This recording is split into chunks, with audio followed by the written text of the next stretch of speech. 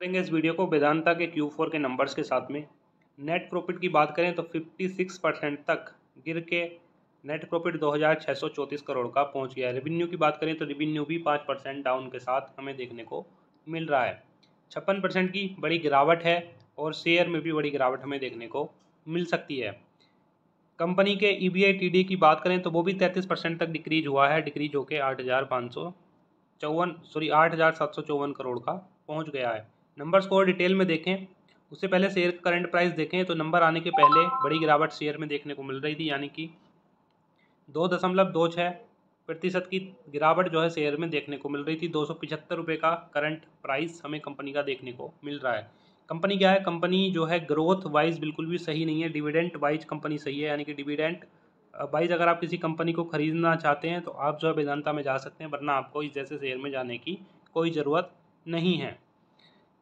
Vedanta on May 12 reported a 56.3% Y-on-Y decline in profit at Rs 2634 crore. 56% तक company का net profit जो है decline हो गया है और डिक्लाइन होकर 2634 करोड़ का हो गया है, जो कि हमें पिछले साल इसी क्वार्टर में 6027 करोड़ का देखने को मिल रहा था।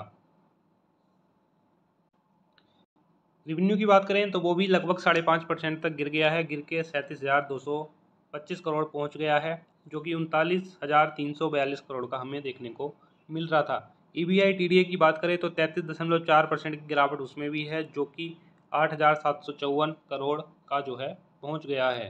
तो यहाँ पे क्या है कि कमेंट्री भी दी गई है कंपनी की तरफ से, we have delivered the highest ever free cash flow pre capex of Rs 28068 crore enabling us to reinvest for business growth and provide our valued shareholder with attractive dividends. तो यहाँ पे भी जो है numbers खराब आए हैं, लेकिन डिविडेंड्स का जिक्र ये करके चल रहे हैं। हालांकि डिविडेंड के बारे में इन्होंने जो है अभी कुछ अनाउंसमेंट नहीं की है कि कितने रुपए का डिविडेंड जो है ये देने वाले हैं। पिछले क्वार्टर में भी नंबर्स कंपनी के खराब आए थे, लेकिन 20 रुपये 5 पैसे का डिविडेंड कंपनी ने अनाउंस किया था, और जो है इस क्वार्टर में भी नंबर्स कंपनी के खराब आए हैं। तो अब देखना ये होगा कि कितना डिविडेंड कंपनी जो है अनाउंस करती है। ओवरऑल परफॉर्मेंस की बात करें तो ख़राब परफॉर्मेंस जो है कंपनी की तरफ से रही है। कंपनी ऑलरेडी काफ़ी सारे जो इशू कंपनी में चल रहे हैं डेप्ट से रिलेटेड या दूसरी कुछ चीज़ों से रिलेटेड, अभी बीच में एक न्यूज़ भी आई थी कि जो प्रमोटर हैं, प्रमोटर अपना स्टेक सेल कर रहे हैं। तो इस तरह की न्यूज़ भी कंपनी में आती रहती हैं, और अभी बिल्कुल भी स्टेबल कंपनी का जो मैनेजमेंट है उसको मान के हम नहीं चल सकते हैं, क्योंकि कंपनी पे डेप्ट काफ़ी ज़्यादा हमें देखने को मिलता है। आप रिसर्च करेंगे तो आपको जो है पता चल जाएगा।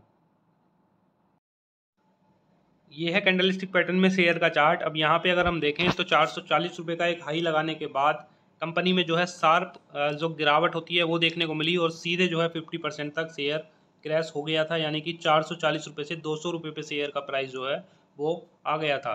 वहाँ से थोड़ी सी रिकवरी जो है शेयर में देखने को हमें मिली है, और रिकवरी होने के बाद 340 रुपये तक शेयर गया था रिकवरी होने के बाद। हालांकि वापस से जो है शेयर में हमें गिरावट देखने को मिल रही है, और शेयर का जो प्राइस है 275 पे अभी स्टिक हो गया है। अब ये जो बीच का गैप है अगर हम इसको देखें तो ये यहाँ पे 290 और 250 के अराउंड का एक वो है, यानी कि 40 रुपये के बीच में शेयर जो है लगभग एक तरह से अटक गया है, यानी कि ना उसके ऊपर जा रहा है ना उसके नीचे जा रहा है। ऊपर जाए ना जाए, लेकिन नीचे ना जाए तो ज़्यादा बेटर है, क्योंकि काफ़ी लोगों ने जो है डिविडेंड वाइज कंपनी को ख़रीद के रखा हुआ है, और काफ़ी बड़े बड़े अमाउंट में जो है डिविडेंड वाइज कंपनी को ख़रीद के रखा है।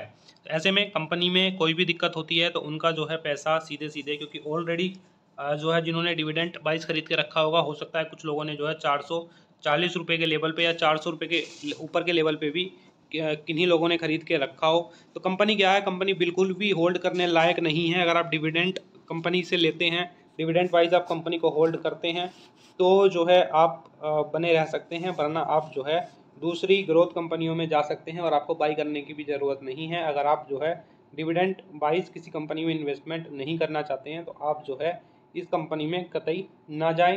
डिविडेंड आपको लेना है तो कंपनी में आप जा सकते हैं, होल्ड करके बने रह सकते हैं, और जो है अपना डिविडेंड जो है कंपनी से ले सकते हैं।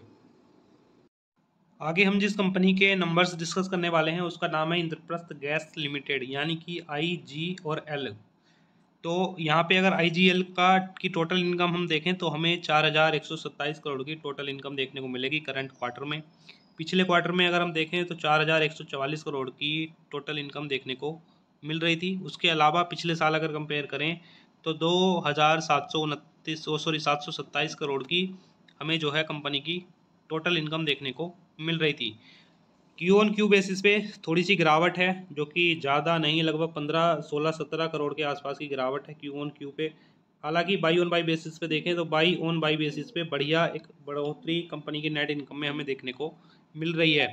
सालाना नंबर्स की बात करें तो 15,864 करोड़ के हैं, जो कि लगभग डबल होते हुए नज़र आए हैं 2022 के अकॉर्डिंग। और ये इसलिए हुए हैं क्योंकि लगातार जो है पूरे फाइनेंशियल ईयर में जो गैस के प्राइस हैं, यानी कि ये गैस डिस्ट्रीब्यूशन का कंपनी काम करती है, तो उसमें जो है लगातार हमें जो है बढ़ोतरी देखने को मिली है। और जिस वजह से जो है कंपनी का मार्जिन काफ़ी अच्छा, यानी कि इनकम कंपनी को काफ़ी अच्छी जनरेट हुई है। नेट प्रॉफिट की बात करें तो नेट प्रॉफिट हमें कंपनी का जो है 329 करोड़ का देखने को मिलेगा करंट क्वार्टर में, जो कि पिछले क्वार्टर में 278 करोड़ का, लेकिन पिछले साल हमें जो है 361 करोड़ का जो है देखने को मिल रहा था। तो यहाँ पे क्या है, यहाँ पे इनकम हमने देखा कि इनकम काफ़ी कम थी बाई ऑन बाई बेसिस पे पिछले साल सेम क्वार्टर में, लेकिन नेट प्रॉफिट काफ़ी ज़्यादा था। तो नेट प्रॉफिट इसलिए ज़्यादा था क्योंकि जो गैस के प्राइस थे वो स्टेबल थे और कंपनी जो है एक स्टेबल मार्जिन के साथ ऑपरेट कर रही थी। लेकिन इस क्वार्टर में या फिर पूरे फाइनेंशियल ईयर की बात करें तो जो गैस के प्राइसेस हैं, जो दाम हैं, वो स्टेबल नहीं रहे हैं। ऐसे में कंपनी के मार्जिन भी जो है स्टेबल नहीं रहे हैं, उस वजह से जो है मार्जिन टूटे हैं। और सेम चीज़ जो है हमें कंपनी के नेट प्रॉफिट पे देखने को मिल रही है। बाई ऑन बाई बेसिस पे डिक्लाइन है, क्यू ऑन क्यू बेसिस पे जो है बड़े हैं, क्योंकि क्वार्टर 3 में तो बहुत ही ज़्यादा अनस्टेबल गैस के प्राइसेस थे। Q4 में तो हालांकि कुछ स्टेबल हमें देखने को मिल रहे हैं। तो Q4 में अगर हम देखें, सॉरी Q3 में अगर हम देखें तो Q3 में जो है जो इनकम थी, जो रेवेन्यू था, वो रेवेन्यू सबसे ज़्यादा था, लेकिन सबसे कम जो नेट प्रॉफिट है वो Q3 में है।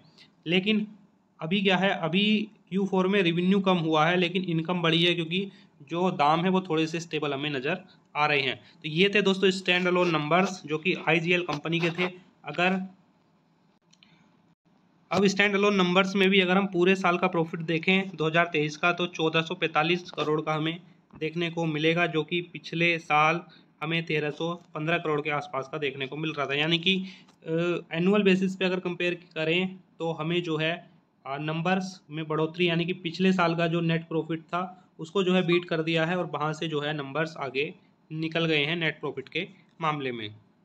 हमारे पास है IGL का कैंडलस्टिक पैटर्न में चार्ट, और अगर इस चार्ट को देखें तो एक ब्रेकआउट देने की कोशिश में शेयर लगा हुआ है। और जिस तरह के नंबर्स आए हैं कंपनी के, यानी कि ठीक ठाक नंबर्स, अच्छे खासे नंबर हम कंपनी के मान के चल सकते हैं, तो हमें जो है ब्रेकआउट एक ऊपर के लेवल पे देखने को मिल सकता है।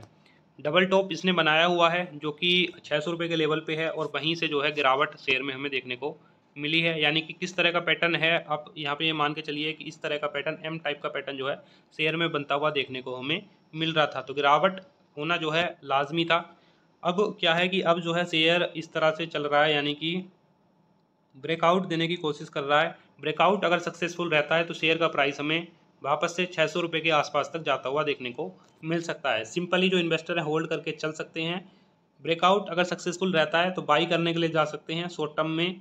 शॉर्ट टर्म का मतलब ये है कि एक स्टॉप लॉस लगा के, जिस तरह से ट्रेडिंग करते हैं उस तरह से जो है एक स्टॉप लॉस लगा के शेयर में बाई करने के लिए जा सकते हैं, और 600 रुपये के आसपास का अपना टारगेट जो है लगा के शेयर में बाई कर सकते हैं।